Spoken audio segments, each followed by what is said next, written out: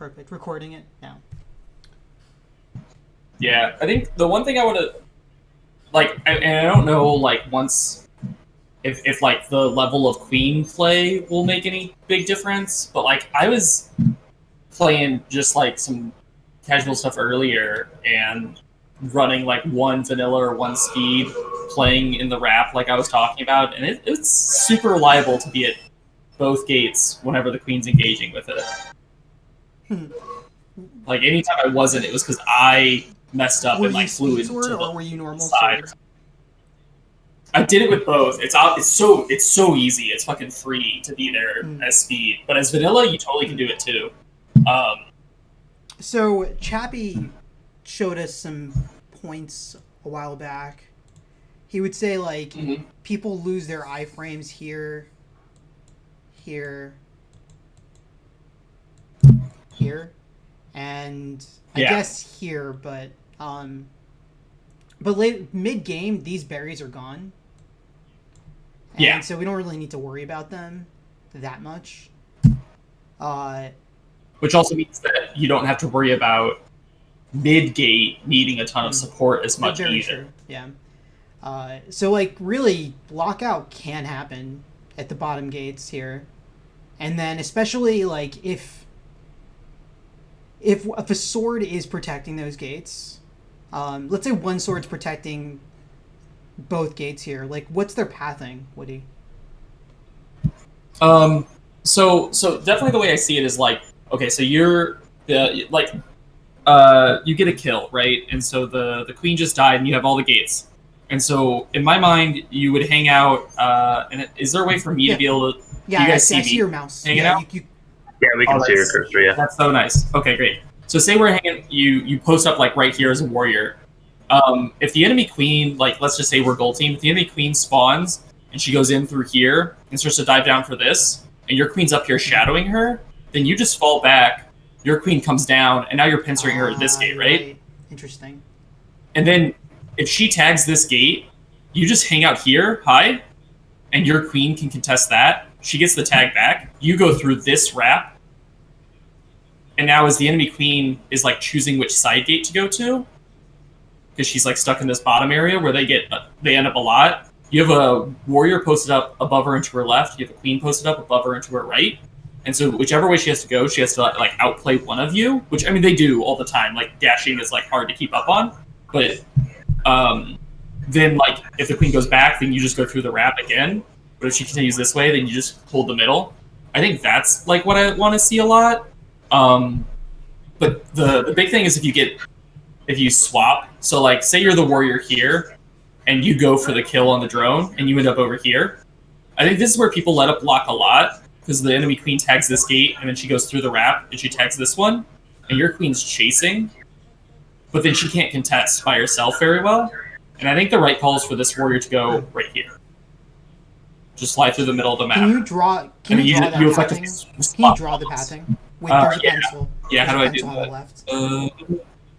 Pencil, there we go. Yeah, so let's just do.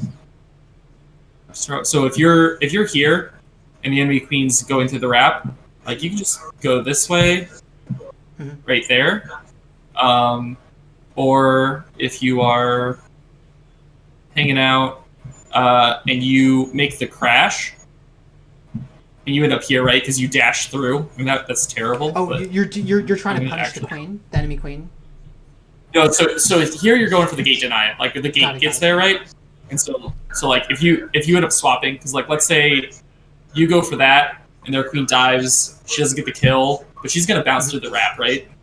Because now she's broken your column. She's to the left of both of you, so she's gonna move leftwards to create as much space as she possibly can from her two opponents, who are both on her right side. And then from here you can just go to the middle and come up this way. Cool. So you're basically advising warriors to not fight the queen. Okay. Yeah, basically. Because, like, in my view, like, all we're trying to do is keep this locked for, like, our objective to continue moving. Like, the longer you hold lockout is the longer for your snail to just cruise. And so you can use... And, like, if there's a kill, right? If the kill opportunity is there, you take it. But I don't think we need to be pushing for kills on the side gates. Because because snail should theoretically just be moving, whether or not it's slow or fast. Like it's moving at some like non-zero rate. And if they're dedicating drones to sacking our snail, well, then that's just making our lockout job harder or easier. It's just making things easier for us on lockout. And so, like, if as long as we make this persist, that snail's still gonna move. I love it. So that's one warrior right there. Does the other warrior do the same thing on the other side?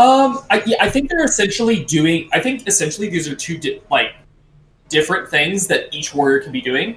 And since they're both there, yeah, like, and I think like, because like I as long as one of you is playing looser, right? Because like if I'm just gonna get rid of all this, but if you're hanging out, like say right here is a warrior, when the enemy queen tags the gate, you can get all the way here before that queen gets to the other side gate, right? Does that make sense? That's cool. I mean, like in my head, I don't play warrior that much, so it's hard for me to like figure these out. But like, what do you feel about that, Mies Bolton? Do you think? Obviously, Woody's tested these things out, but that's pretty cool. So you're saying the queen, by the time the queen goes through the wrap to tag that other gate, the warrior can go from that berry pile to the other berry pile on the bottom. Cool. Yeah, it's basically like it's just a measuring of like if a queen is here, which I should use a different color. If a queen is, I'll just use a yellow because it's gold team. So if a queen tags this gate and then goes all the way through the wrap to this gate, you can just look at those lines and they're the same distance, more or less. That yellow line to the blue line I drew, and it's like queens and warriors move horizontally at the same speed as long as they just keep dashing. So like that warrior can get there no problem, and then we've just flipped the map, right?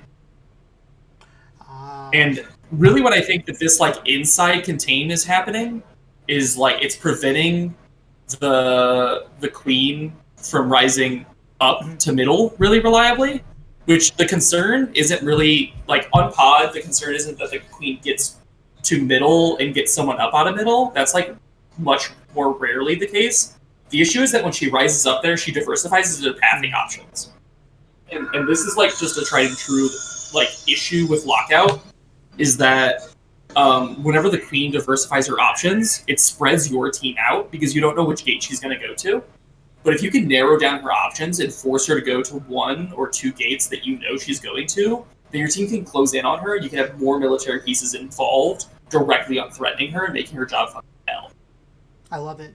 So, if you're at where the yellow, like if the queen is at the yellow circle, and you're and your sword is the blue circle warrior is going to the other blue circle, right? And then if the queen is at the yellow circle, at the top, right? If the enemy queen's at the yellow circle near the mace gate, where does the sword warrior at the left circle go? Gotcha. So assuming gold queen is hanging up here, and I think that happens a lot. Like, so it would basically be if like gold queen spawned and she dashed this way, right? I would have our queen. So like pretty much anytime we have a kill, I think our queen should just like go up and follow that queen, and then I would just post. And this is where I think it's most similar to like hang out. I would post a warrior here and here. Okay. And just have them each hang out at a side gate. And then the moment the queen commits is when things start to go differently. So like say this queen up here goes and Jedi's for this, then our blue warrior can just move, it's a different color, but who cares? Can just move this way and just like play with this. And then our queen is pursuing, right? So we still got our queen was following after, so she's going this way. And then she's going to come down. She's going a little slower, right? Or she's always trailing behind. God, I can't. And then the moment this all happens, I recommend this warrior over on the right coming over. Interesting. And then those three pieces can just shift, you know? So then when, I'm just going to erase all this and just assume the new states. So we have their queen, like, say, right here. We have our queen, say, right here. We're playing with this Jadeite potential. We have our warrior, like, right over here, and we have our warrior here. Oh, wow, you're right. This is, like, a perfect pincer opportunity. And so the enemy queen, like, their pathing is, like, they're probably not going to go right. They're probably going to go left. Yeah, so they're probably going to go left and dive and go through the wrap. Yep. Yeah, so then that's good because they're very low and there's a limited amount of things they can do right there. So, as queen, I wouldn't want to follow her down there. But what would you suggest? I was thinking if they go that way, I think I should go the other way and try to like. If she tags the gate? Oh, and then goes under. You're saying? Tags the gate and goes under. I guess I should tag the gate, but go ahead. Yeah, you definitely have to tag the gate is the weird thing. So like she tags this gate and then she heads this way is what we're talking about. So the moment this happens, and all of this is like assuming that we're scrubbing drones effectively, right? Because the moment a drone gets to the gate, like we need someone trying to kill it, and so then like it's a clusterfuck. But this is all assuming that like this warrior and this warrior are effectively killing drones coming from each side, and you're scrubbing drones on the center. But once this happens, this warrior goes this way, right? And this warrior goes this way. Oh, okay. Got it. And so you should come in and tag this gate. And then I think it's all timing at this point. It's basically whichever one is faster, I think, is more important.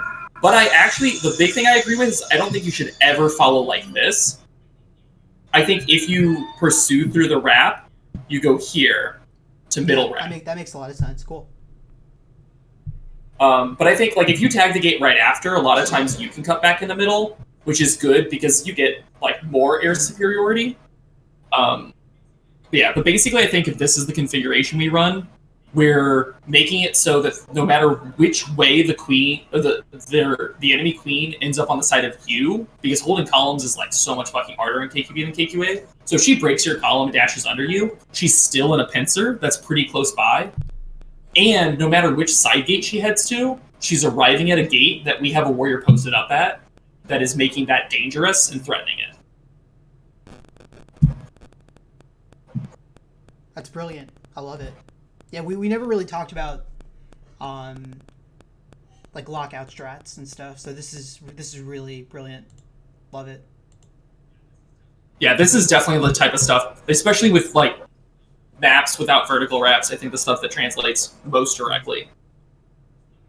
Because lockouts, even in KQA, once there's a vertical wrap, lockout becomes really fucking hard. Yeah, it's interesting. It's like, if you're being pursued by the enemy queen, you're like running away. And if you're not being pursued by the enemy queen, you're following. Yeah. Is that like a good summary of all the pincer techniques? Okay. Yeah, absolutely. Yeah, that's like definitely like specifically in lockout. The goal is just like our queen always following after, so we're always tagging gates. Because like this is the thing is like when it gets as reductive as like, oh, we'll just post up somebody at every gate. Well, it's like this in this entire conversation we've rendered middle gate inert. It's just like a useless gate that we can pump like a speed drone out of if we need it, but like none of it is threatening. It's not an issue for us.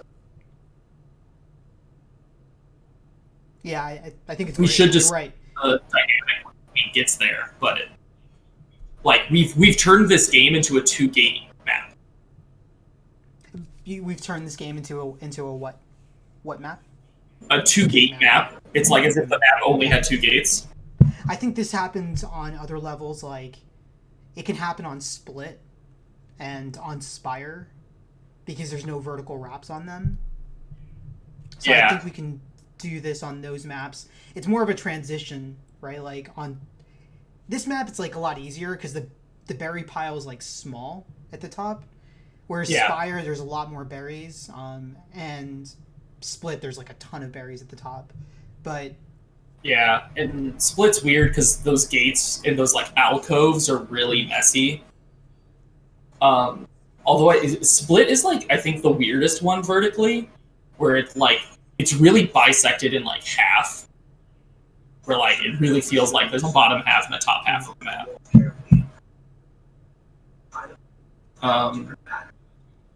Do we want to flesh out more of these like specific things, like if the queen rises up or stuff sure, like that? I'd love to. Yeah, let's talk about. So we talked about the queen going for the sword gates, and what do we do? Like, so let's say we're probably gonna have our warriors at the bottom, and most likely, yeah. So if our queen is gonna be at the top, but go ahead. Yeah. So if we have this warrior here, that's the wrong color. If we have our warrior here, and our warrior here, and our queen up here. So I really don't know what the lockout protocol has to be if this berry pile still exists in the top middle. But when it's not, all of the drones at the bottom have to come from, like, they have to come from the bottom to bring a berry. And so if the enemy queen rises up, I think all you need to do is, like, camp those piles to an extent, which means that you can just, like, kind of give this leash and one of you can guard that section. Because like that, like 2 berry piles there. If there's like a lot of loose berries, I feel like drones will oftentimes. I feel like drones in lockout will take this path up here on the left to like get up higher. I feel like they do that kind of stuff a lot, especially if you're like holding this inside section. Because basically, with where the 2 blue warriors are right now. This entire like middle section, they're not getting any drones through there ideally. And so if that's, do we just have them rise up to like right here?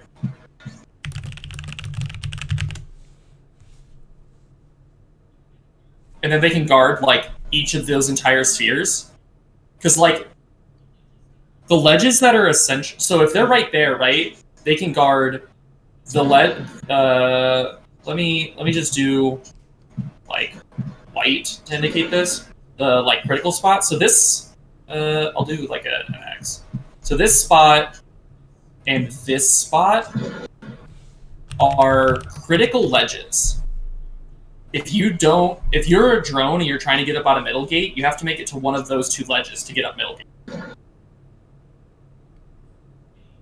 Wait. But this ledge precludes that ledge. So it's only this ledge. To get up middle gate, the only ledge that matters is this ledge.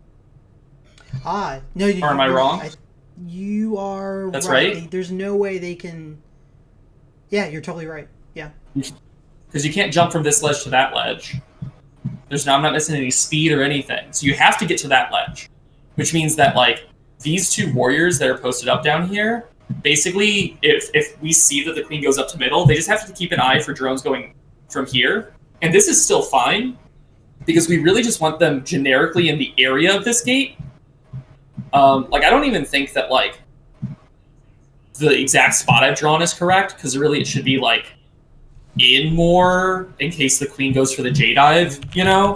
But, like, just generically in these zones, I think that gives you the ability to rise up and block this ledge. And as long as you don't let any drones there, you're fine. And so let's say like drones come from the outside and this warrior goes up here to like contest that. And then Gold Queen is like right here, having just tagged the gate. And let's say our Blue Queen is like a little behind, so you're like here. So what they're gonna do now is, now that they see that warrior over like moving up that way, they're going to go for the dive to left gate, right? Like 100%, there's no reason they wouldn't. They're so distanced from the queen that they're going to come down here and head to the gate. But then that's fine, because then our response is just this warrior that's here, just pops down here, and they're where they would have gone anyways. And then our blue queen is tagging middle and following after. And then we're in the exact configuration we wanted as this warrior moves over. And it's the exact same game state. Because, like, okay, so this person went this... So both warriors are not being pursued, so they're closing it on the queen. Got it. Exactly, okay. Yeah. And if you're being pursued, you kind of run away. What if we come over?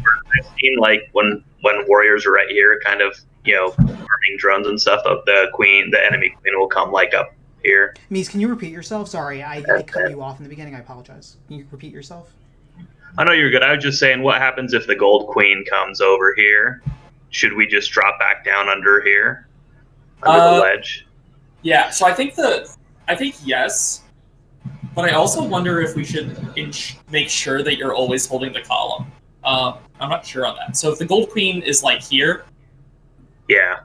I'm actually just gonna get rid of that line. The gold queen is like here, and our blue queen is like here. And it's you're saying as a response, like you moved over, so she's like kind of coming to threaten you. Yeah. Yeah, Exactly. I think you just move leftward to like here, and you just stay out of her dive range. Okay, so let's walk this out even further, and let's have it be. So the queen comes down to here. I think you end up moving. And then our queen is like right here. I think you end up moving over here. Okay. Yeah, I like that. But you move over here and then you let the queen dive. So then what can happen is like the moment their queen, if she hits the J on you, which I think is a bad idea for her, but if she hits the J on you, you just keep moving left and you go through the wrap. But if she forces you out this way and dives down here, and it is diving for this gate, then your response is just to fall on top of her. And then now, look, you're in your position, and our blue warrior that was over here moves over here, and look, he's in his position, and our queen dives right here, and is coming over, and everyone's back in the exact same positions.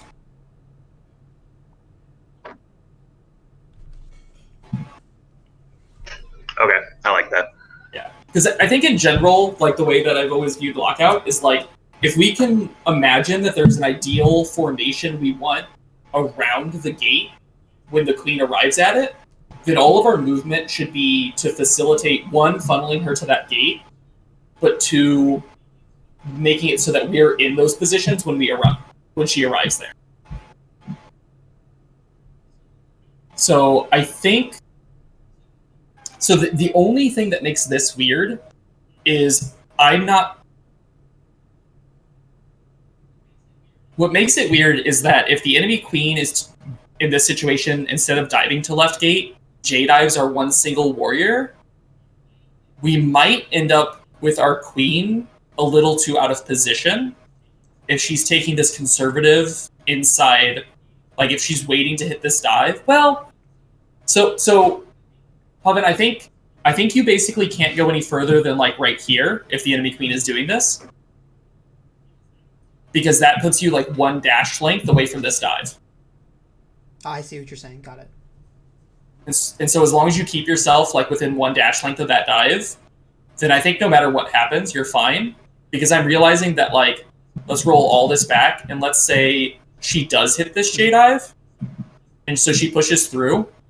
The moment she hits that J dive, like, our warrior is like here on the other side of the wrap, and she is like right here, and you're still like here, right? If she pushes through the wrap and outplays our warrior and goes down this way, our warrior would just go up high a little bit to like right here. And then the moment she hits that dive, come back down and follow. This warrior that's right here is still right here. You know, maybe he dashed over here and then dashed back. But that's such a short distance, we don't need to worry about that. And for you to go like this is really quick. Yeah, you're right. Mm-hmm. And then it's the exact same situation, but at right gate instead. You've just mirrored that dynamic. And then you're just hanging out over there.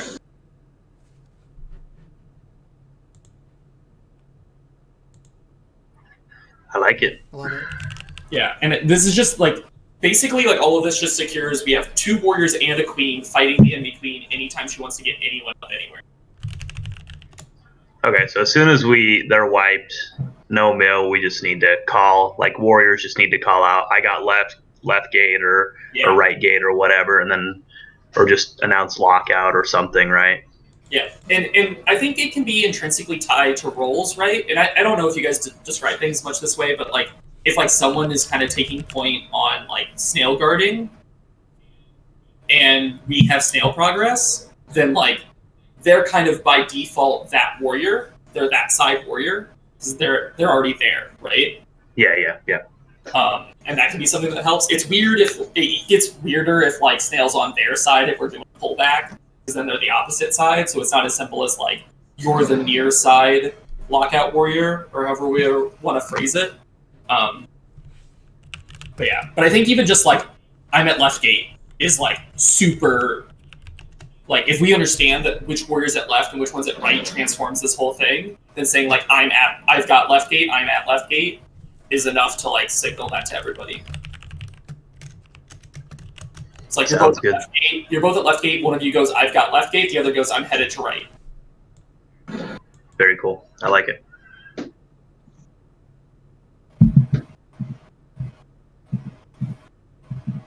Love it. We can probably test this out when we have Killthorn around. Yeah.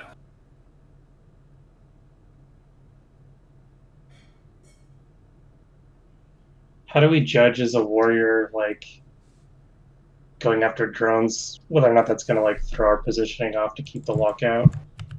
I think going after drones is as long as you're killing the, like, drone, as long as the action of killing a drone does not mean that you extend yourself to a point where you can't get back to stop a different drone, then it's the objective correct decision. Okay. Because the most important thing really isn't that you're like there when the queen tags the gate. It's that you're there like when they're trying to make the play on the gate, and the queen tagging the gate isn't really the play without the drone present. It changes the states of things a little bit, because we're not going to be able to like I feel like in a lot of the earlier lockout examples we were kind of assuming that the queen had to tag the gate, which isn't always the circumstance. She gets there early, she gets tagged, but she has no drones there. And then that's like a different game state to an extent, but I don't think it's that different. If queen goes, like the enemy queen goes through the bottom wrap, like, do you think we should be focusing on trying to get the kill? Because I feel like that should be a similar kill to like what people usually can't get out of on Spire, but somehow people on this map get out of it because people are less coordinated on being on both sides of the wrap. Yeah, I think it should be death. Okay. Really, I actually don't see how like a queen. I mean, KQB is just so fucking jittery that people get out of stuff. Mm-hmm. But like, I don't see how a queen that bounces out to the outside from tagging a side gate isn't putting themselves in an extremely, extremely dangerous situation, regardless of whether they go bottom wrap or mid wrap. Right. Both of those are really scary as long as the warrior plays well and holds that column. Which doesn't happen frequently enough that queens are like actually scared of going through those wraps. Yeah, I feel like KQB, even like a lot of really talented players haven't fully adopted like columns. Yeah. I don't think they're as strong, but they're still really strong. I mean, on Spire, people don't get out of the bottom hardly ever, and I think the only reason it doesn't happen on this map as well is just because of the wrap and the lack of coordination. You just don't recognize that the queens put themselves in that spot as easily.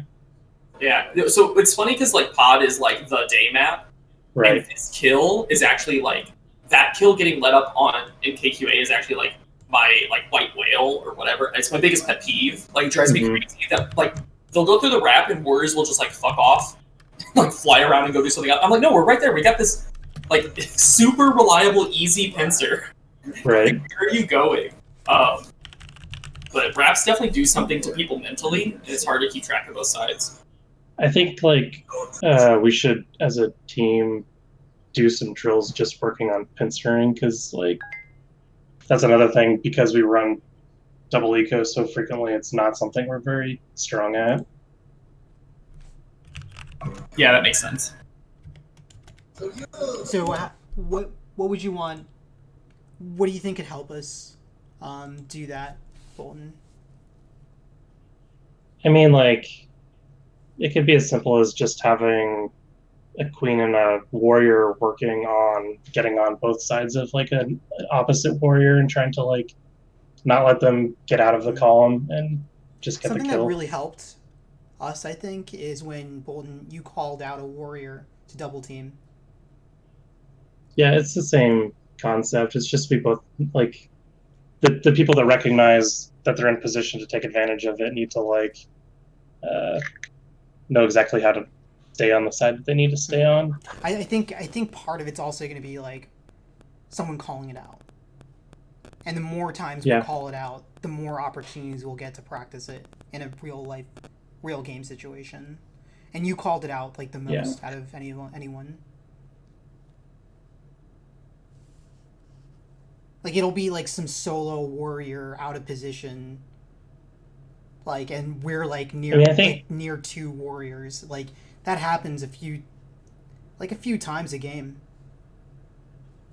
I think if we start playing some of these ideas that Woody is suggesting, like a lot of this will become more natural just because we should be in better positions to take advantage of these like opportunities. Like I think in the past we've just kind of been more focused on like our own thing and less like coordinated as a group.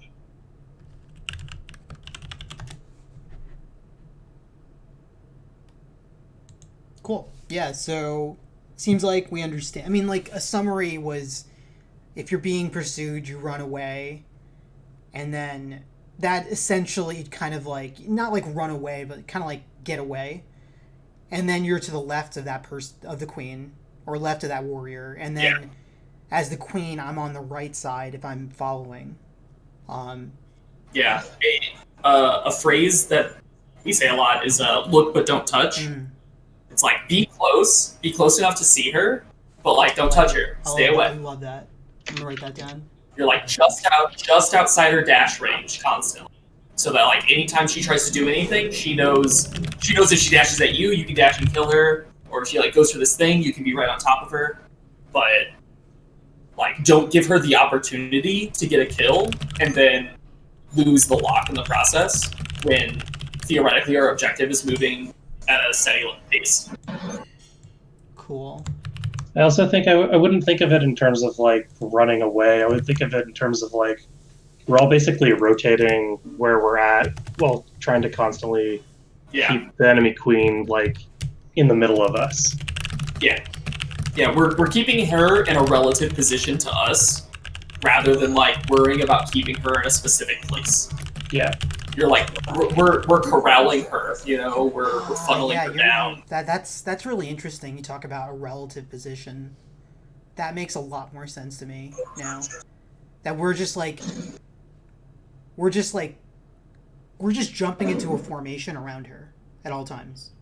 Yeah, it's like we're putting them in a bubble. So if we know like that means if like doesn't even matter where you are, if you notice a warrior to the left of the queen, you want to be obviously to the right of the queen.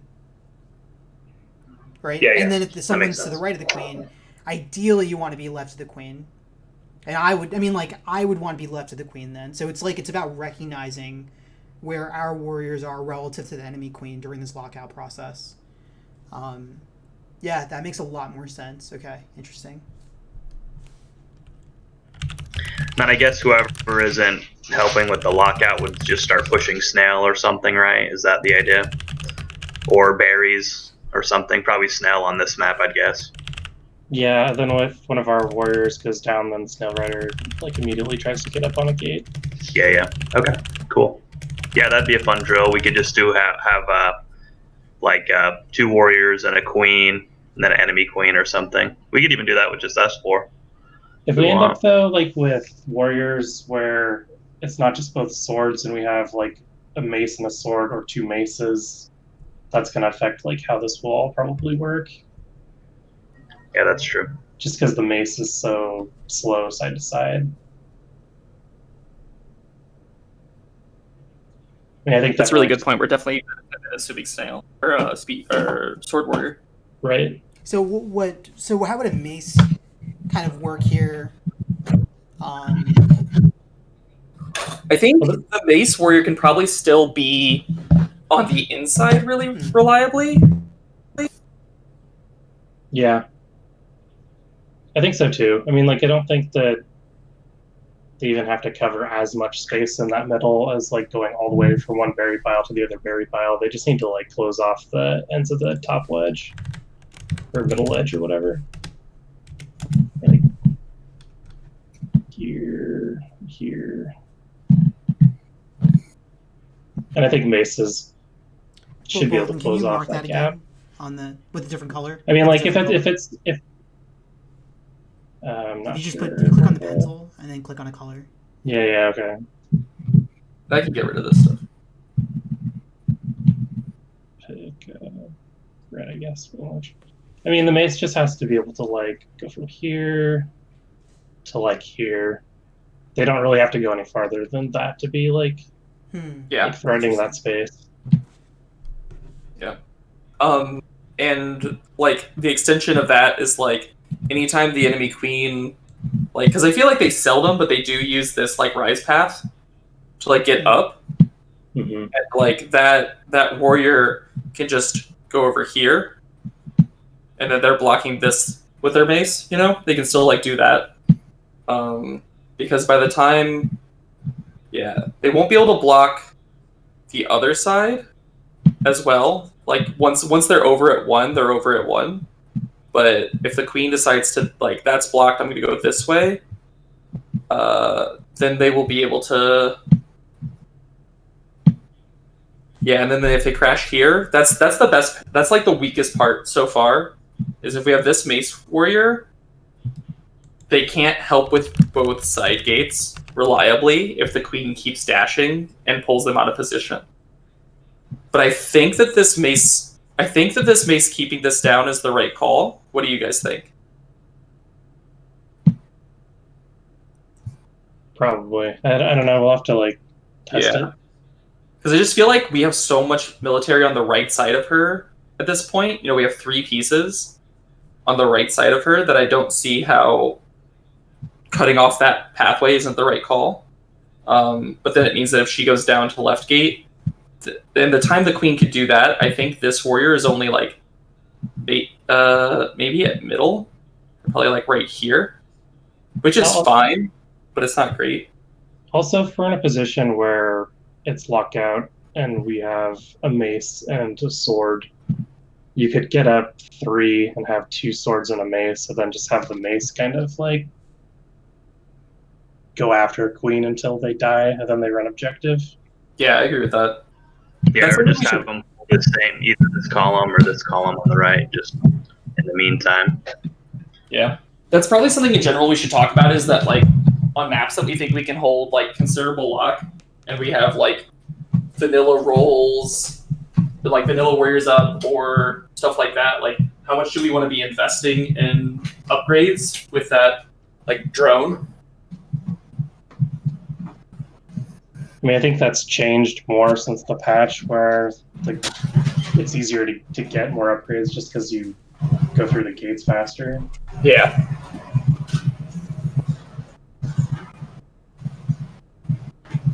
Yeah, I think I agree.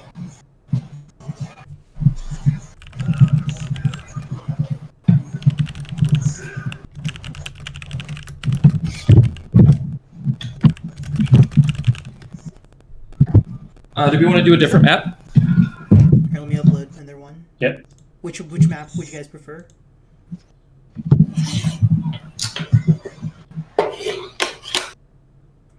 We're talking about lockout, probably Spire, I guess, or I don't know. What do you guys think? Yeah, we could do Spire. It's kind of funny.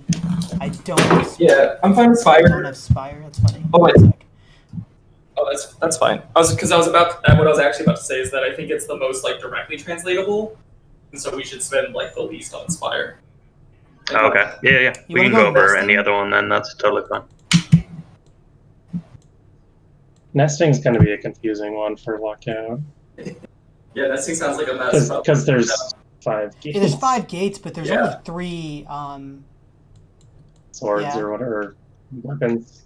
I just put it right below it.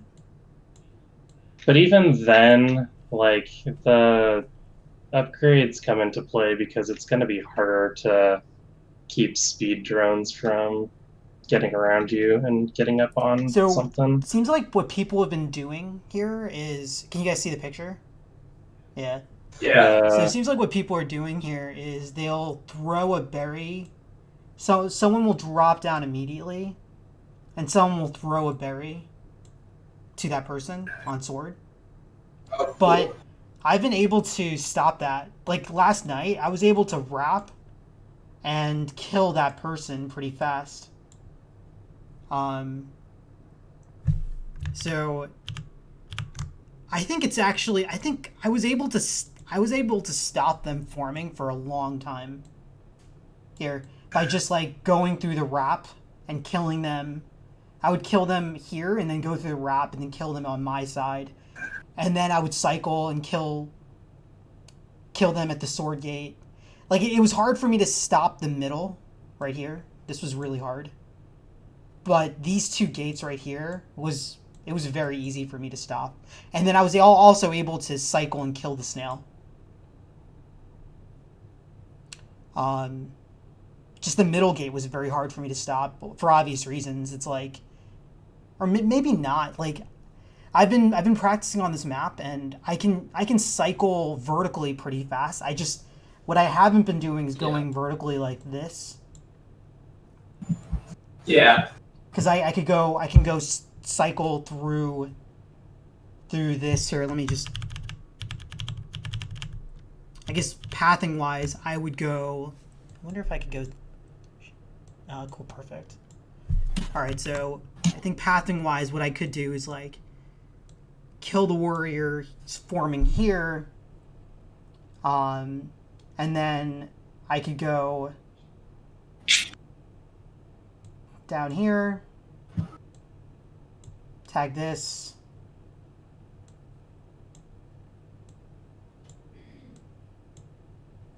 like that. Maybe that could be my pathing. Do you think it's quicker to dive through the vertical wrap rather than to rise and go through the slit? Oh yeah, it is. Okay. Because you have to while you're rising, you have to be like moving to the right to avoid hitting the platforms. And the platforms really make it hard to just like rise, actually.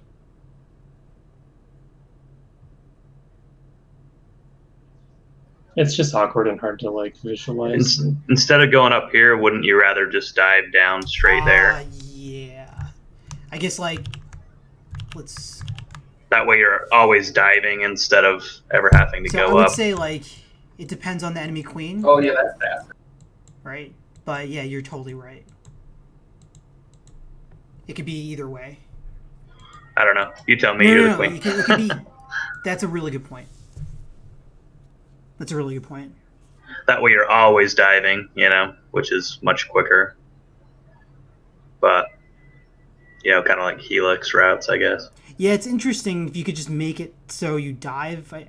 If you could make it so you dive constantly, that's interesting too. Here, let's talk about that. So if I'm always diving, I go here.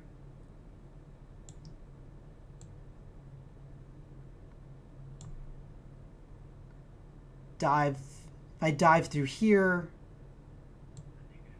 and you could just X back across the other way. Or yeah, that way. Yeah, that'd be perfect actually.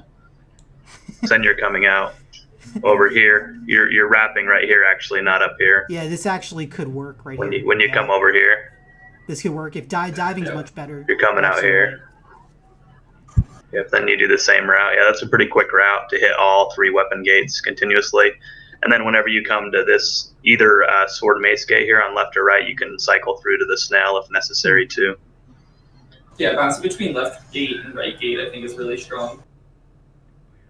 Oh yeah, that wrap right there, yeah.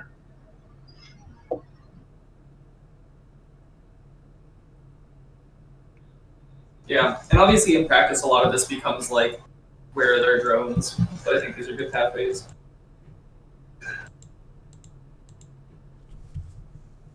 Yeah, it's actually interesting. Like, you can protect those bottom 2 gates,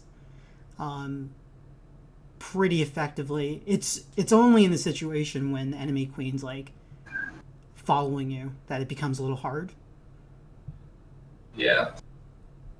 That's like, I mean, but then I would have to stop it and kind of like get a warrior up, like stay in one place and kind of get someone up.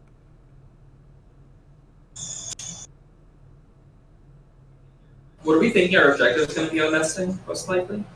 Snail. Yeah. Okay. I mean, I think snail. I don't know. I agree. Okay. I think we send 2 to get up and go 1 straight to snail. I think that worked for us last night. Yeah, I think it's good. Because if you don't send someone to snail and they send someone to snail, like if you lose that initial push and they get it through the grass, it's like a pain in the butt to get it back. Yeah. Do you guys want to talk about lockout then? Here, let me just upload another picture of this, just to make it easier. Yeah. Yeah, that sounds good. There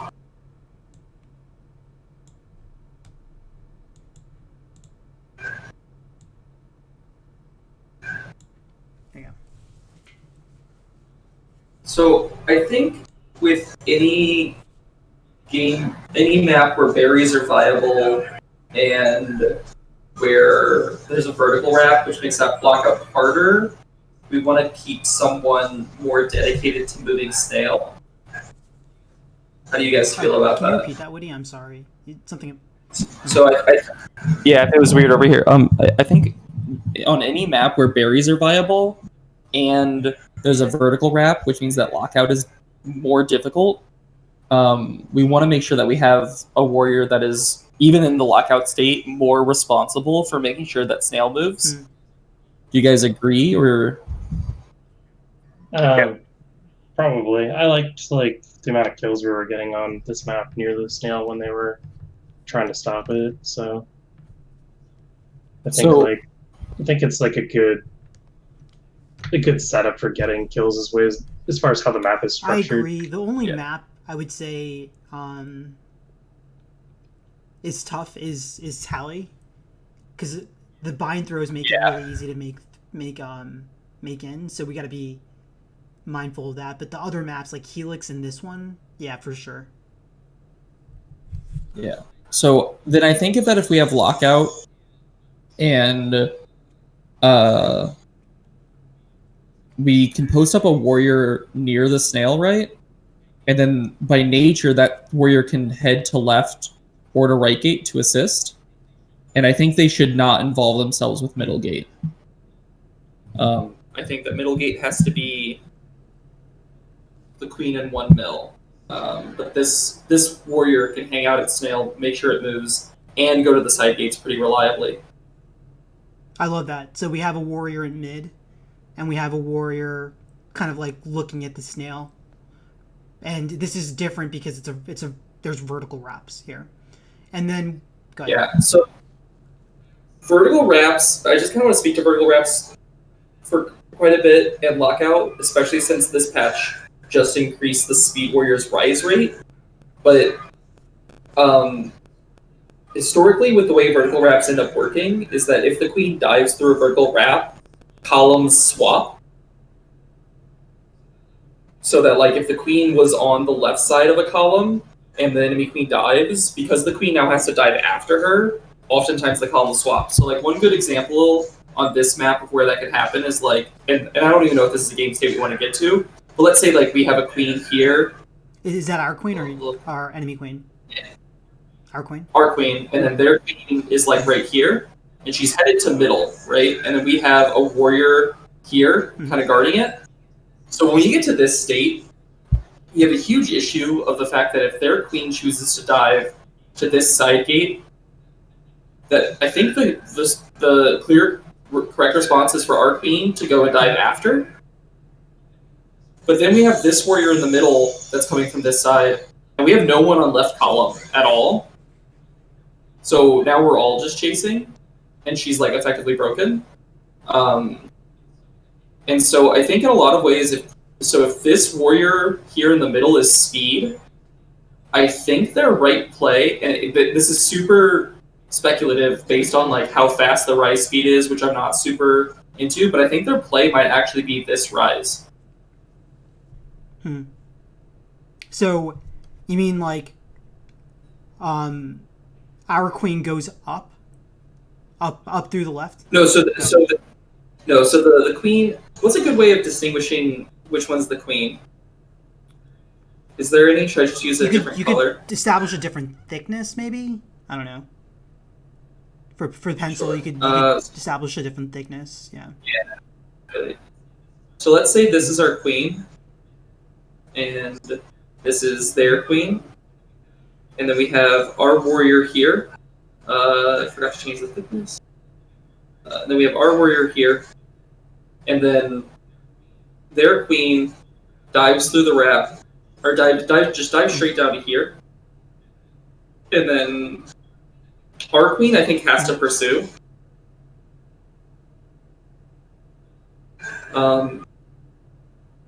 Well, does she? Can she? I feel like if you're right here and she dives up, do you have enough time to go up? I mean, it's interesting. I would be a little scared putting myself into position below the enemy queen, but gotcha. Then we won't. Yeah, I mean, like, what's interesting, guys, is like some stuff that I've never been able to do before.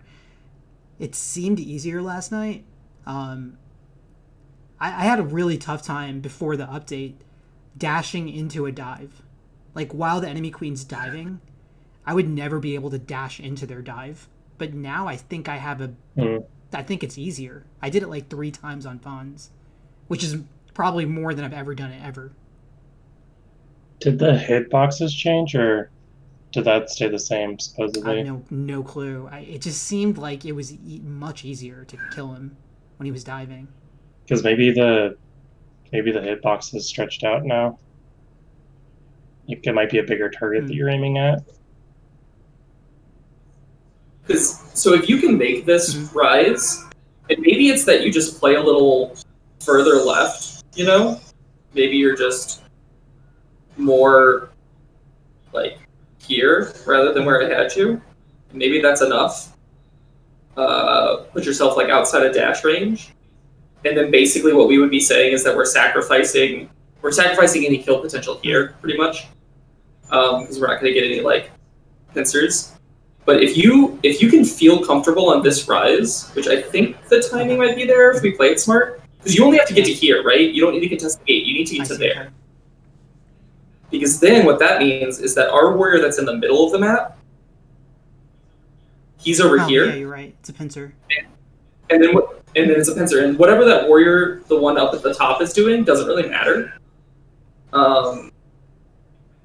It kind of just becomes like these, like you're pincering the side gates with the snail guard, or you're pincering middle gate with this like auxiliary control player. And of course, this kind of gets broken down once if they're running berries and we have to have a ledge guard up. But I think if the game becomes you have to solo lock out middle by yourself, but have support with your snail guard at right gate, and if let's assume we're blue because I'm drawing us blue, you'll have support from your snail guard at right gate and left gate, but you'll also have the support of your ledge guard when you're at right gate, right? They can't really reliably get pickups out of the side gate that our ledge guard is at, because they're just inviting all of our military to be right next to them. So we're forcing middle gate to be their most reliable pickup spot, or we're basically saying it's an outplay.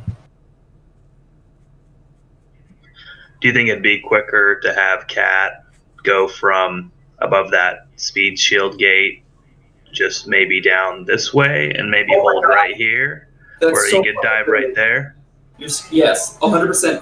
That fixes everything. That's the correct path. Oh yeah, okay. That's so quick. Yeah, just you got to dash, dive, dash, and you're right there. And he can hover like right around here, or you can get down here if you want, or wherever, or even directly above. I don't know if that would be good. Yeah. Or directly down there. Yeah. Oh, and one thing to add is that if we have any speed warriors up, they should be this warrior in the middle, because that speed warrior actually does have the luxury of falling down because they can rise up quicker. So the issue with this warrior falling down here, like once their queen goes for the side gate, their queen goes for this side gate, and then you move here, and then this warrior falls down. That only really works.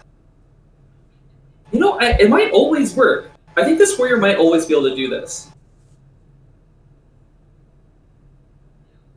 Yeah, let's. I think it's there because if let's say if we do this configuration, right, and then now everyone is, let's do first locations. So now everyone is queen here, their queen is here.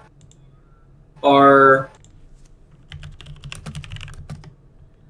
warrior is here, and our other warrior is falling to, like, they're probably right here at this point, once all those positions are decided. So then if their enemy queen dives down to here and through into the middle, this is where she's going, then tags the gate and then bops down after. Is following is probably like right here. If all this warrior did was rise and dash away, they won't be in the same position. They could probably be like right here. Oh, that's interesting. Yeah, because if the enemy queen's diving, they're going for that sword gate. Like they're always going for the sword gates, right? So if you see the enemy queen diving, that means they're going for the middle gate. I mean, most likely, if they're good, they're going for the middle gate. But it also doesn't matter, because let's say that she does a misdirect, because what she can do is, so she could go for this dive, and then juke out this way. Yeah, true. To go through the wrap to the other side gate. But if that happens and you are blue, not yellow, if you tag this gate and then you come down after, and so you're like right here, and if this warrior was preparing for them to go to middle, this bottom warrior is now dashing over here and is now here. And if this one was dashing here, the moment they're here-ish, or maybe once they're here, like, that's just probably where it's kind of settled. But then all they have to do is fall down this way. You're right. Yeah, I mean, it's like you said before. The queen's in a relative position to us. We're always forming around her. We're always like predicting. Okay, like not predict. Sometimes we're predicting, but like we're just like, okay, well, I'm gonna go to the left of the queen now, and I'm pursuing going to the right of the queen, or they're to the right of the queen, I'm to the left, and then whatever warrior is left kind of like aids in that battle and makes it like a very difficult situation for the enemy queen always. Yeah. What's funny is, so we've actually gotten this to the same state as Pod, where we feel like if the queen goes to the side gates, we can have 3 warriors involved, like 3 military pieces, the queen and 2 warriors involved. But if she goes to middle, we can't. But this is actually stronger, because we kind of decided that on Pod, like, we wouldn't have, like, the queen would be alone. The warriors would scrub drones, but the queen would be alone, queen be queen. And so if a drone does get through, it kind of breaks our plan. Whereas on this, the queen always has support at every gate. Queen in 1 mil at middle, or queen in 2 mil at sides. Yeah, this is super strong. I mean, if I were them at this stage, I would probably be doing some berries. Absolutely, yeah. I mean, in that case, I mean, we should be able to pincer the enemy queen, I think. Yeah. Because the enemy queen's going to be running, and I'm going to be chasing, and they're going to be in a 2-on-1 or probably a 3-on-1 situation eventually. I know, most likely a 2-on-1, because one person's going to be ledging a bit. Yeah, and one of the things that we can do to like liberate, so we could run through queen and 1 warrior tracing everywhere on the map together and see if it's possible. Because like if we get like a speed snail running like unopposed and then put 1 person on ledge, I think we can, at that game state, we don't need a warrior monitoring snail. because the ledge is against no clears, so like that's theoretically very few berries getting in. Because I think this is a pretty, I think it's a strong ledge map. Like I think you can ledge effectively on this map, especially against no clears. Yeah, I think so too. It's very hard to get berries in once you start ledging. So then, I think even like a speed snail by itself is super reliable, but even like a vanilla snail isn't bad, especially if it's on our side, because like how often can they even get someone over there to sack? Like it's not slow, but it's not fast.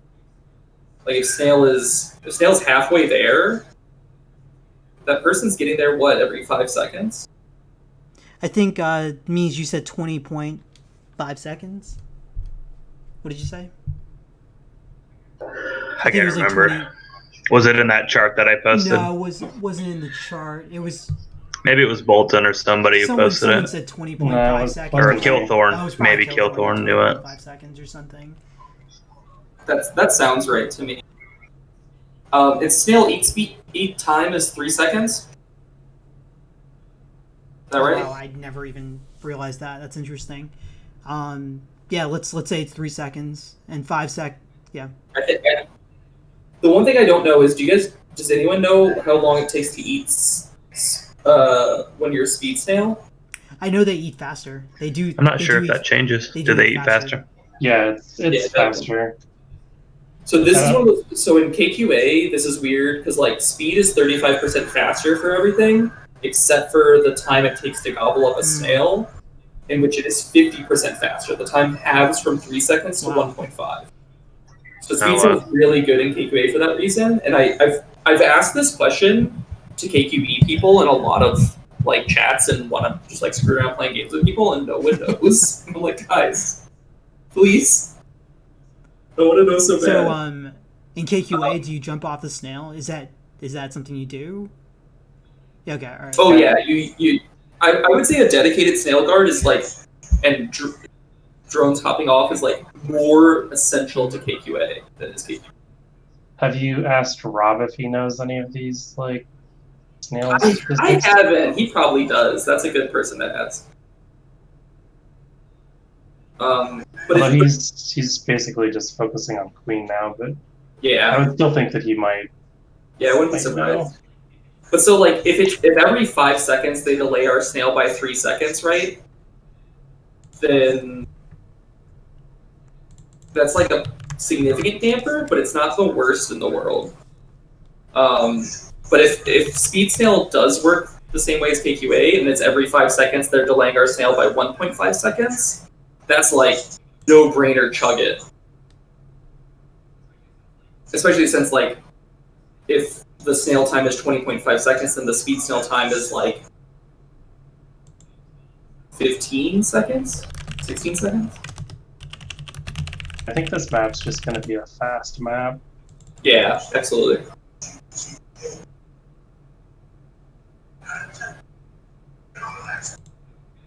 I don't think I have anything else to say about it, actually.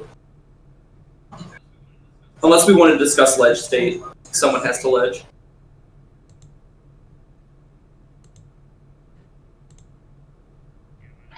Yeah, might as well since we're here. Yeah. I'm just going to preface this because I'm really not sure if it's possible. But you've got your one warrior here. That's the wrong side. You've got your one warrior here ledging. And they're pretty locked into that. Snail's moving for us. They're locked out. I'll just put queens in like some sort of proximal position to each other. Let's say their queen just died, so she spawns through and dives to the wrap and is like right here. And so we put our queen, we just tag right gate so it's ours. So we have every gate and we're like right here. I'm trying to run out like where I would even want our warrior to be, our other warrior, because like if they're here,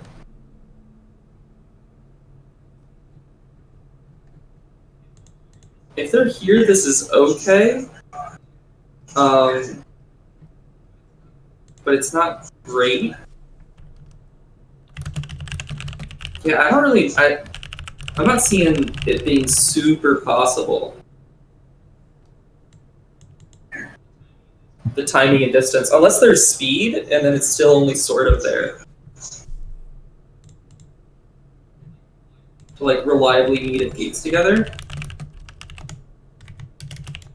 Because like the best example is like, so let's say their queen dives down in this position, and she dives down to here. And so then you see it coming, so you have the time to like rise up to here. Or to dive down the other side, whichever one you prefer, depending on how low you are. But like, what do we want this warrior in the middle to do? Over by top left. I'm not really sure.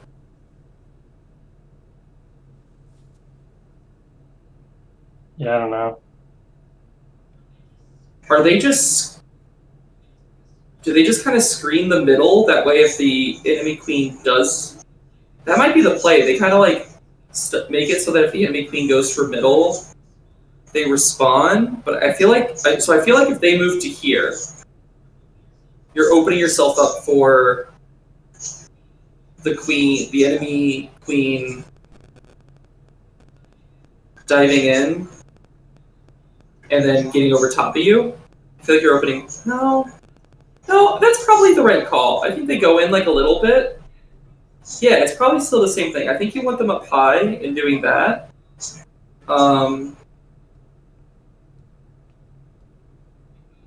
Because like, yeah, so let's roll it out a little more. Yeah, so if the enemy is, let's say the enemy queen does push this way and roll out new game states. If our warrior backs off and keeps going this way and doesn't touch, and our queen dives down through the wrap, pursuing, and then I'm going to get rid of everything and put down new locations. So then we have their queen gets to like here, our queen is here, and our warrior is like right here.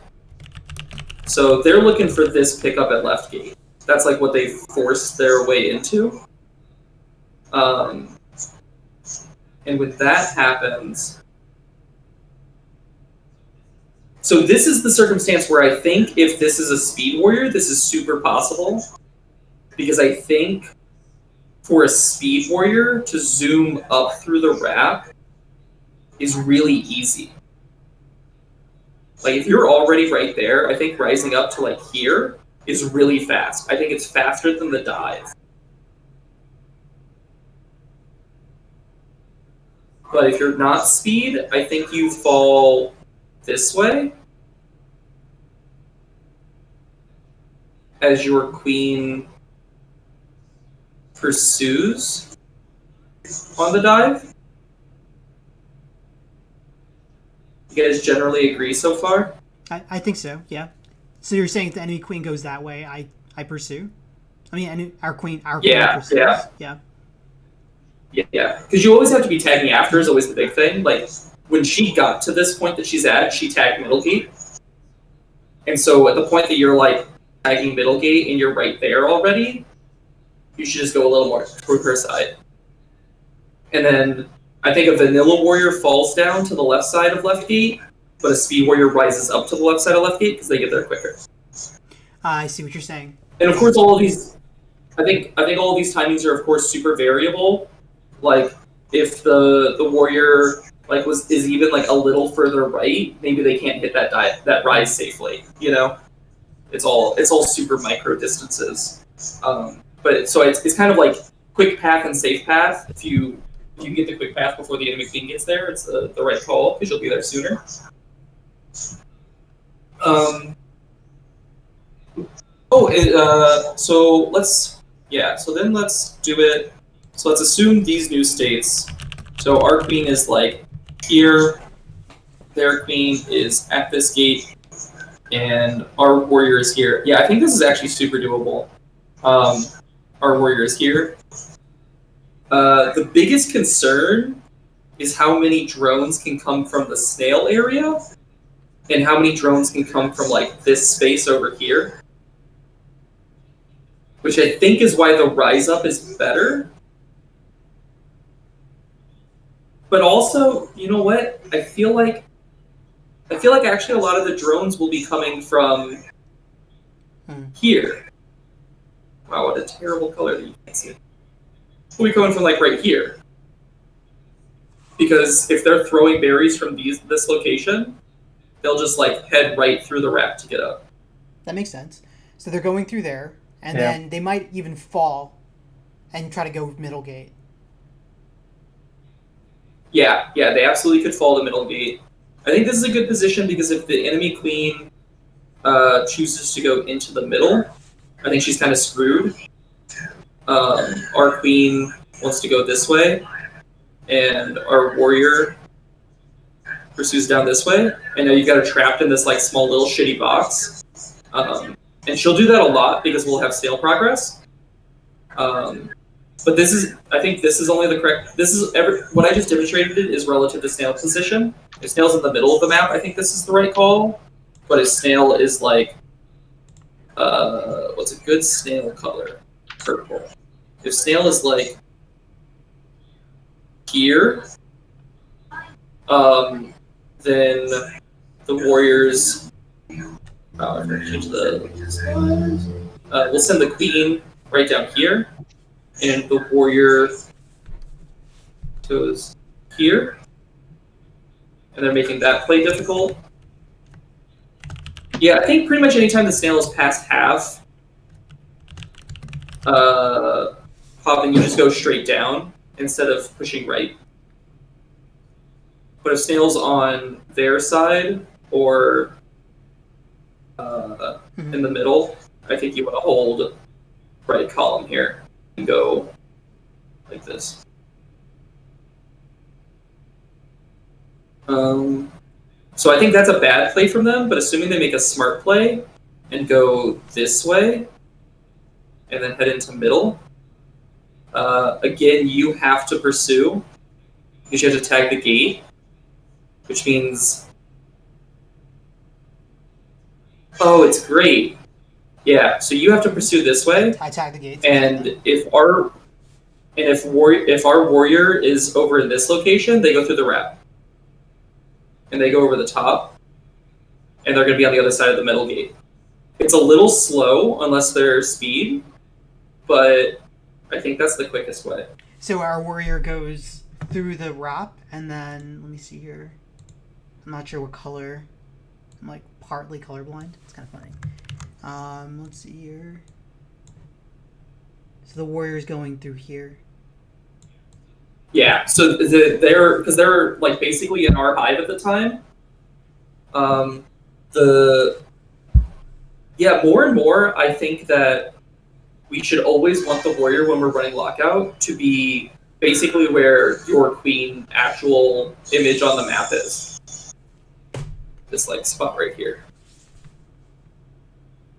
More and more, I think that's like at first I thought that the rise up to this location would be strong, but because if you're here and go through the wrap, you're really, really slow to get to middle. Unless you're speed, in which case you can do whatever you want, which I think was the condition for that anyways, because the speed will be able to rise up there pretty quickly. So actually, I think it's fine. It is fine, yeah. You could also fall through the vertical wrap, and then get to middle. Yeah. Oh yeah, no, that's actually. Oh, I fucking missed this. That's funny. I just missed this pathway. That's easy.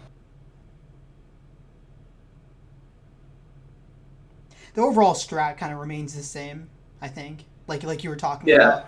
We're always in a relative position to the enemy queen during this lockout. And in this situation where we lock them out, they cannot get up. Enemy queen just can't get anyone up. They're going to go berries because they just have to. And we're going to be pushing that snail. They're going to be sacking. Hi. I've been recording for you, buddy. Hey, what's up, man? I guess I missed the memo that we had a meeting. I'm sorry. It's okay, man. I apologize. Yeah, I've been recording. I summarized things. Yeah, it's all good. Okay, cool. I will jump in. Okay, what are we talking about? We've been talking about Lockout. Lockout. Pod and on Nesting Clans. Okay. Overall, though, Killcoin summary is that I typed it inside the Discord. Mm-hmm. Basically, if you're being pursued by the enemy queen, you kind of like move yourself away, and if you're not being pursued by the enemy queen, you're kind of like going to where they are, and then you naturally end up pinching the queen that way. Are we talking about as warrior or? Yeah. Okay. And our queen would naturally be following the enemy queen during this lockout. So let's say you're a warrior and the queen is pursuing you. If you move away, right? If they're coming in from the right, you move to the left. Now you're to the left of the queen. And then our queen is following from the top. So now you're to the left, I'm at the top. And then the other warrior is going to be moving towards the enemy queen. Now they're to the right. We've pincered them now. So that's like basically what he was talking about, relative position. Like we want to keep the enemy queen in a relative position to us. And he said, look but don't touch. So don't let the enemy queen get a kill during the lockout. We're keeping the enemy queen like in a relative position to us. Constantly spacing her. You're being pursued, you move to the left of her. I mean, you move away from her. Then you're kind of like on the left side, and then I'm at the top, and then someone else is to the right. So when do you actually close in on the queen? I mean, I think it's like when there's like a obvious opportunity for a kill. Otherwise, you're just trying to like progress your objective while holding lockout. Yeah, because we have two warriors and a queen, and then like one person's running objective. Your priority isn't killing the queen. It's just like maintaining lockout while you're grinding away at Snail. Let me write that down. Okay, so during this time we're expecting that we're running Snail. Yeah. Okay, got it. That makes sense now. Hopefully speed Snail. Yeah, because I think if you're running lockout effectively, like queen kills are like they'll happen. There's like a natural consequence of forcing an enemy queen to consistently dive and maneuver between 3 different military pieces of yours. Like you're gonna one of you's gonna hit them and they're gonna get parried back, and then it's gonna be like an easy dive kill on them. So I guess my counter question is, let's say the enemy queen isn't necessarily chasing you, but they are going in your direction. And let's say it's pretty obvious the enemy queen is going to tag a gate so that they can get somebody up. And you're the closest warrior that can deal with that situation. What do you think that your response should be then? I mean, obviously it's fluid and depends on the situation, but... Prioritize not dying. Even if it means they get one up?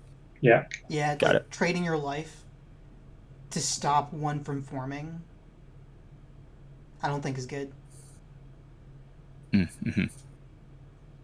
That's interesting. I actually kind of disagree.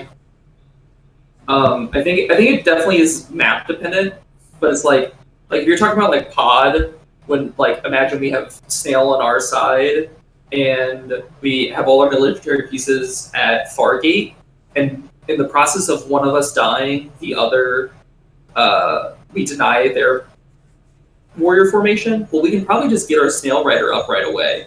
And if we were like investing in that being like a speed Snail, it might be a speed warrior getting up, and that's like a smart swap anyways. But in general, how I've always viewed queen lives warrior lives is like, and lockout is like you're trying to make their formations extremely expensive. You're trying to make them use a lot of resources and a lot of time to get them up. Whereas like because we have all the gates, it's super easy for us to get a warrior up. like sending a drone to a gate and having them get up is like pretty reliable. And I think the theory is different for KQB for sure because of a lot of the things that we talked about. I talked about in that general channel where they were pointing out, I think it was Froggy was pointing out that like one drone can reliably stop another drone from getting up. And if that holds true, then it's not just like, oh well, you can just always get up. But like I think you can reliably just get that person back up in like 5 seconds. You're talking about a lockout though. Killthorn, I wasn't thinking about a lockout situation where we don't have all the gates we have 1 mil, then Killthorn, you should not trade your life, I think. That's what I was thinking when Killthorn asked the question, but if it's a lockout situation, then what he's saying makes sense, because mill is easy to get back up. Oh, got it. We all disagree. I mean, I'm kind of 50-50. I think that's why I asked the question, because it's like my experience, I don't know about Nesting Grounds, but my experience with Pod is if your team has lockout and you are on that lockout's team and you die as warrior, it's a lot easier for you to get back up than the enemy team will get back up. That's what Woody's saying. Agreed. Yeah, I think that's what Woody's saying. I think you and Bolton have the opposite opinion. I'm kind of right in between. We don't have the opposite opinion. Me and Bolton, we agree with Woody. We were just thinking. Yeah, I wasn't thinking about lockout. Yeah, we were thinking you were. Oh yeah. We were thinking about like generally if we didn't have a lockout, then we don't. Yeah. Then I believe you should not trade your life. Oh yeah. Okay, but in a situation of a lockout, it's better to try to prevent somebody to get up, even if it means you go down, because it'll be a lot easier for the Snail Rider to get up, or for maybe even you to get up, because if you can make the stop, and it's like a trade. If like you're just dying, if you don't want to die for nothing. Yeah, I don't know. Like it's not as consistent in this as like I don't think it's as consistent as it would be with like. You know whether or not you're going to get the stop on KQA. With KQB, like stopping somebody out of the gate is way more of a dice roll. It's hard, yeah. That's stuff. I agree with that for sure. Which to that point, like we're authorizing the strike, right? We're not discussing like the end result. We're discussing what we think is worth to attempt. Mm-hmm. Though it's interesting because like there are some maps. So like when we're talking about in the throes of the mid game, I think there are some maps that like beget themselves to full mill where like you would want to go for the stop, and because I think it's just like, will we persist with more? Will we get more military pressure out of this or less? And it's like if we have 2 warriors and they have 1 warrior and they're about to get another one up. The percent chance that swings in our favor isn't worth, right? Because we have 2, they have 1. They're going to get up a second. We're fighting on equal terms. We lost that military advantage. Whatever, not that big of a deal. But if we go for the strike and miss it, and they get the warrior up, now we have 1 warrior to 2 warriors, which is just like that's not. We don't want to put ourselves in that situation. But like if we get a full mill on Pod and they only have 1 warrior, I think we do have someone go for the denial. Yeah, I think if you're not denying the gates at all, like if it not necessarily at all, but I think if you're not denying the gates in lieu of like the queen possibly trying to go for you, then a lockout's not really a lockout.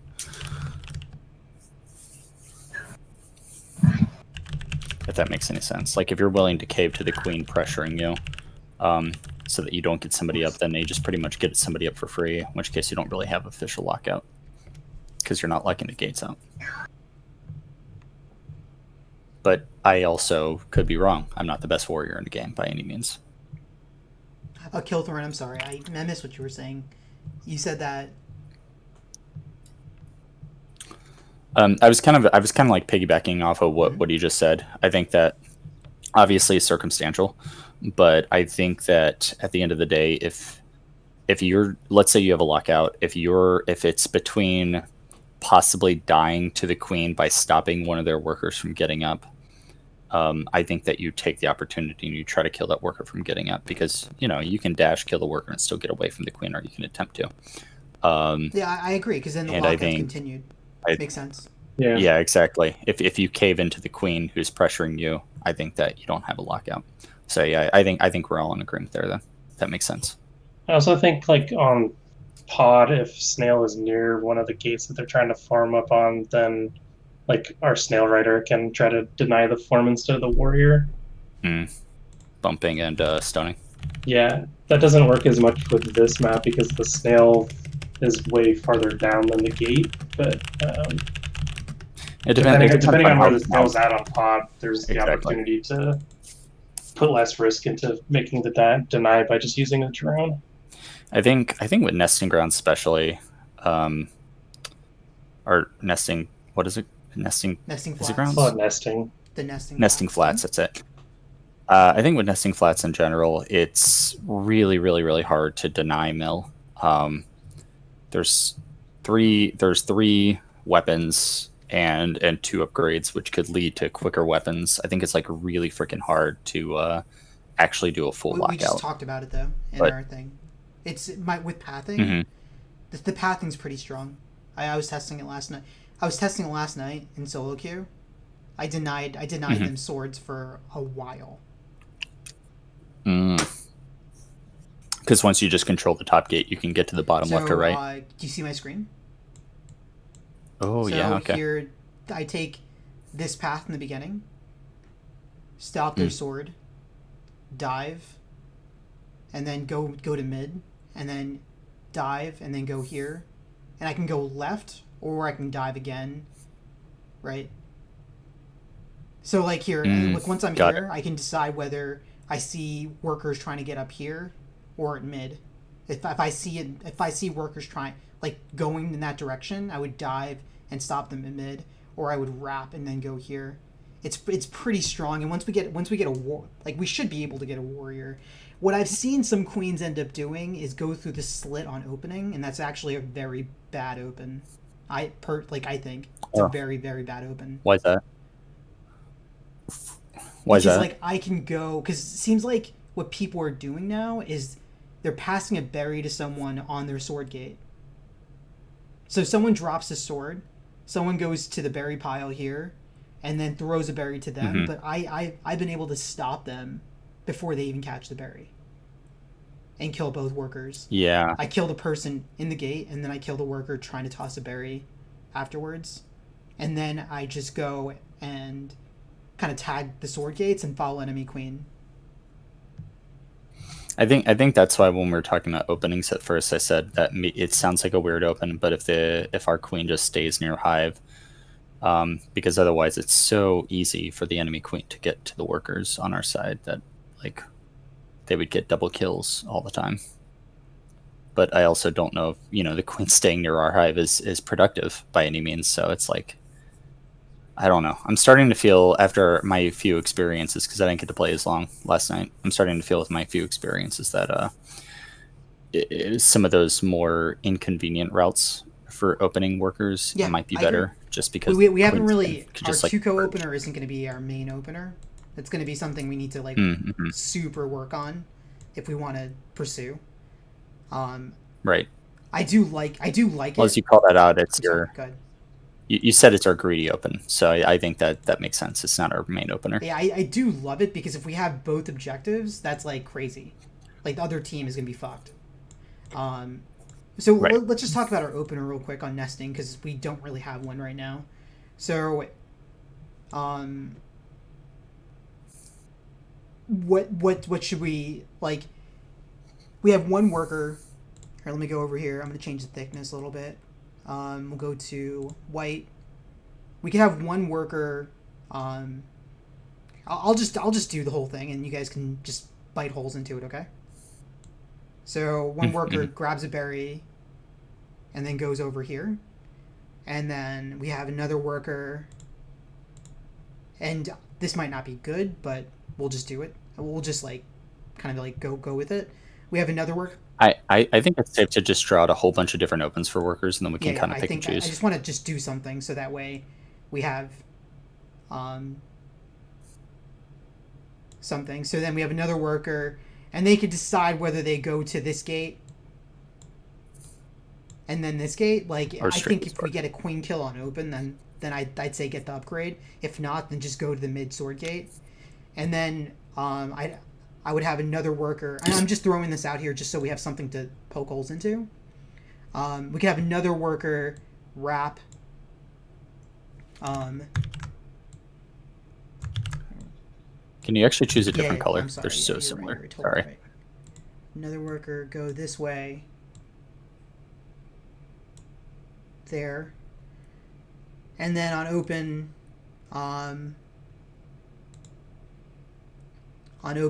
I would deny their sword. There's another possible open. Oh, I'm just throwing this here as a base. Go ahead, Gilthorn. Let me make a new picture right now. Hold 1 second.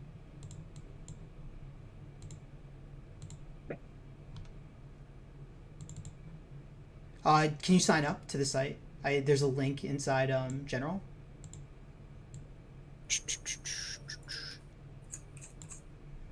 And you should be able to get to the board. As long as we have something to work off of, then we'll be fine. So we have some structure.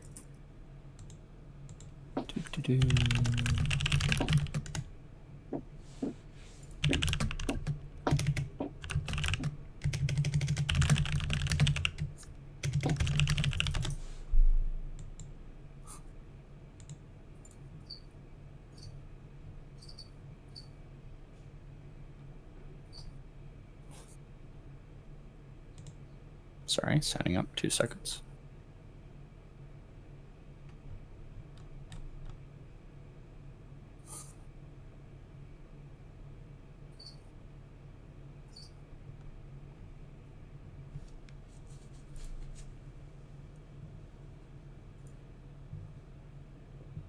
Should I sign up as company management or marketing? Whatever you prefer. I put other for myself.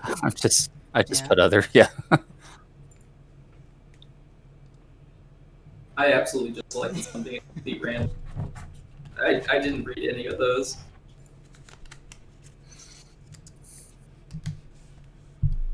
Okay, which one am I looking The at? very bottom one. That's the one you can draw on. There's a pencil tool, and you could select thickness and the color on the left. You can use the mouse to scroll down a bit. Yeah, I see your mouse. There we go. Yeah. There's a pencil tool on the left of the screen. How do I zoom out a little bit? Whoa. Scroll wheel? Minus Yeah, scroll wheel works. Yeah, minus works. Nice. Okay, here we go. And that moves it. Okay, cool.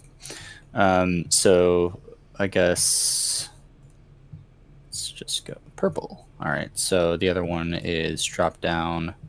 Let's do. How do I control Z? Control Z work? Yeah.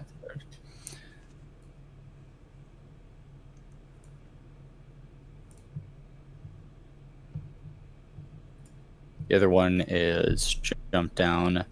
I guess I don't know if it really matters if you get your berry pile, but then you go here, come around, grab theirs, and then get their gate. You have the option, if you instead do grab a berry on your own pile, you could actually stun them at that gate. So the queen can't get there fast enough, or if the queen's not opening there, that's pretty cool. The worker is bumping that gate. I think the reason this works is because I feel like most of the time the enemy queen is not going to be going through this tunnel. No, they will not. And it's I think it's a safe opening. As I said, it's not the most efficient. But once again, like look at like the openings on Spire. Like a lot of the openings on Spire and Pod are not really efficient, but people have learned to play around them because the efficient routes just don't work anymore. Sure. Yeah, I love this open because you're a little protected, and I don't think the enemy queen's going to be going that way. I agree. I think even if the enemy queen knows you're going to do that, I still think that it's a bad open for the enemy queen to try to stop you there. Tunnel. I mean, exactly. They might eventually, but for now, I don't think so. It just doesn't seem like a good idea. It seems like it would be a hard read. Our team got scouted open. that someone could do. But that's about it. If we're putting 2 drones in that area, I can see them going for it, but all the drones have to do is be prepared for it and jump back out. Right. I feel like if I did that open, and even if I did get killed by the enemy queen right there, I would still feel happy because I knew that my other 2 teammates got up or did the role that they were trying to accomplish. Yeah, that's fair.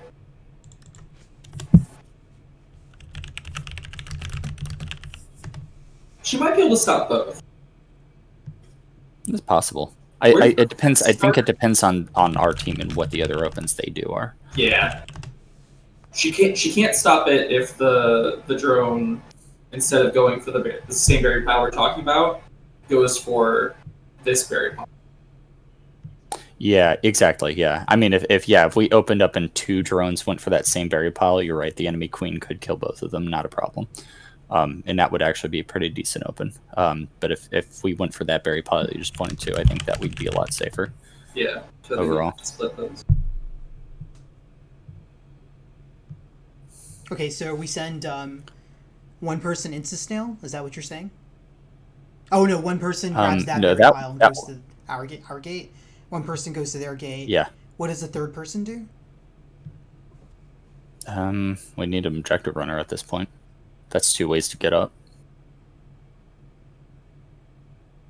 You don't think the other person could go for speed gate, and then our queen could just like naturally go to their sword gate and then stop the snail, because I feel like a lot of people are going to insta snail. I feel like a lot of people are going to insta snail. So I think like me going to their gate. Could I draw? Is that okay?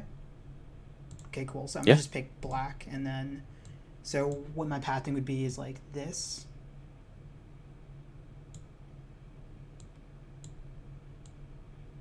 Right. Lock out that gate just in case worker number 1, which is Fuchsia, can't get there.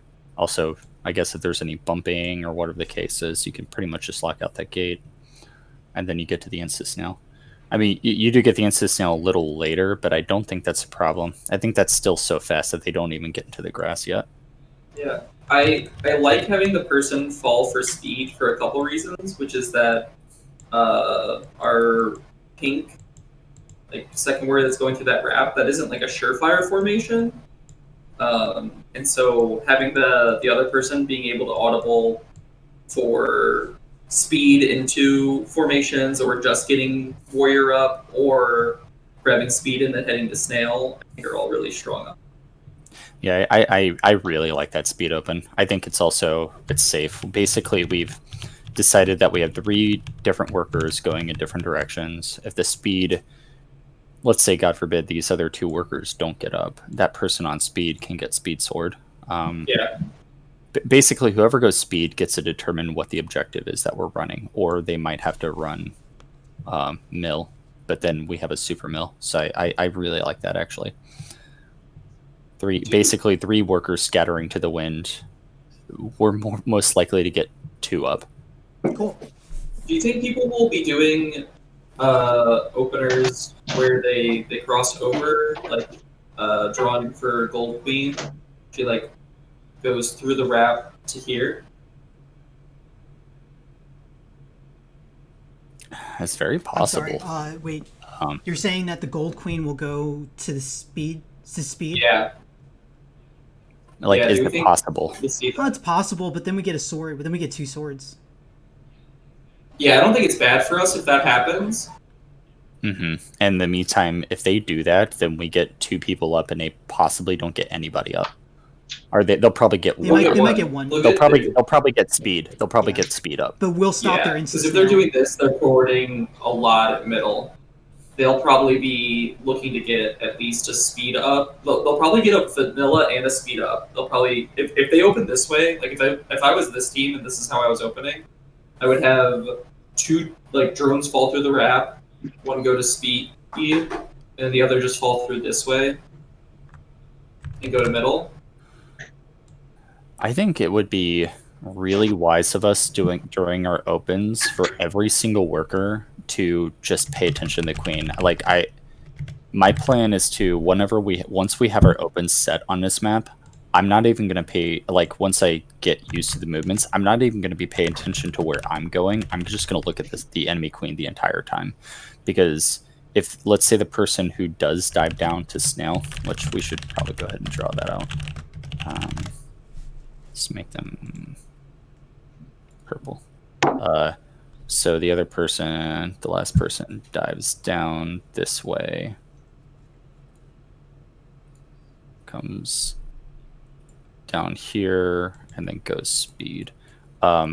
So if you are going speed, like, you should be paying attention to the enemy queen. If you are going the other routes, you should be paying attention to the enemy queen. And if purple, our worker 3, is going for that speed, all you have to do when the queen comes for you is stay in this area right here. Once you get those berries, and then the enemy queen's going to naturally have to come after you, and you have an escape route. You can get up on this ledge up here and then jump back up to the top. Yeah, you can run straight to snail and just be ready to hop on the moment. And at that point, you have 2 swords. Yeah. I mean, granted, there's still better. If the queen comes for that speed gate, there's still a better chance you're going to die. It's a worker versus queen, but at the end of the day, you're forcing that queen to make a wild goose chase. Yeah, every second that she spins trying to kill you, though, even a dash backwards, I think is a victory on opener. 100%. I think this, when we do nesting flats, I think we should have an aggressive open and a safe open, and this feels like the safe open to me. What would you say is the aggressive open is Tuco, right? Possibly. I mean, we could just run. Until we get more comfortable with our berry throws, we could just run snail like everybody else.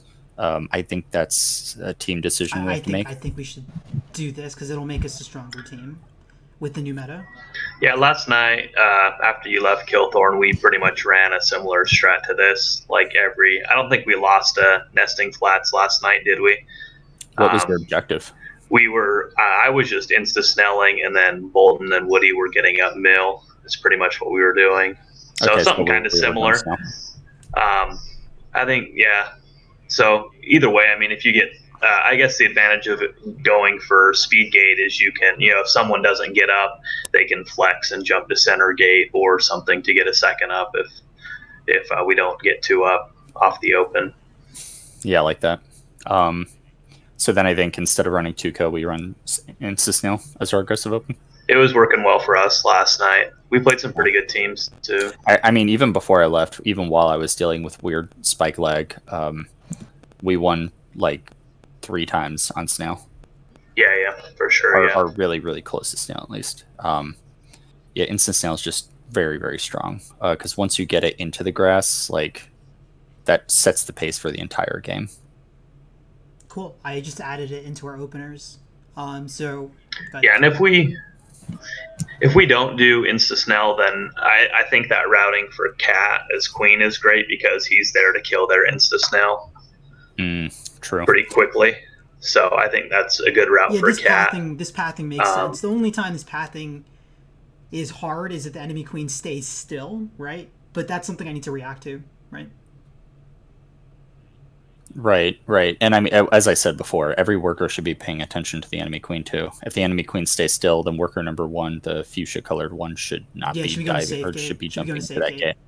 Yeah, exactly. In which case, we still get 2 people up. It's, I mean, mid game strat is a different conversation. But I actually, after seeing our games yesterday, I feel like running eco on this map is an option only when the other team has got their snail into the grass. Because once the other team, let me rephrase that. I think running eco is really only an option if you're down on queen lives. Because let's say Pavan is down to his last life and they still have 3 lives. I don't think we should be trying to run snail anymore. It becomes a detriment. Yeah, I mean, I totally agree because then you'll be pulling 1 mil away, right? I mean, it's possible that they completely ignore berries, right? It's got to be like we have to get to a point where our throws are like dangerous. Like we get like 8 throws in and they're like, fuck, we need to move 1 person. But I could see someone like Hank's team being like, fuck their berries. Like Hank, I could totally see Hank being like, don't even bother with their berries. So they might just like have like a ton of mill around the snail, even in that situation. If they have two mill floating around one snail and we're running 2-co, I'm not saying this isn't open. I'm talking about mid game strat. If they have 2 people floating around the snail and we're running 2-co, we're going to outpace them. As long as we're not going to outpace them, but we're going to catch up actually. With 2-co, we might outpace them. It depends on the situation, because as you said, we can get our berries in without even trying on this map. I think you can. After that, it can become dunks. No, we have. And even once we do that, though, with you and me's on it, like for sure, we have the firepower to be able to beat. We're probably the team to win on berries here. Maybe Lord Fish's team can do it also, but we're definitely a team that can do it. I agree. Mm-hmm. So I guess just like BQK, maybe running 2-co as an open isn't the strategy, but it becomes a mid game strat very quickly. I will be right back. Cool. So now I feel pretty confident on all the maps. Yeah. I'm gonna stop recording right now.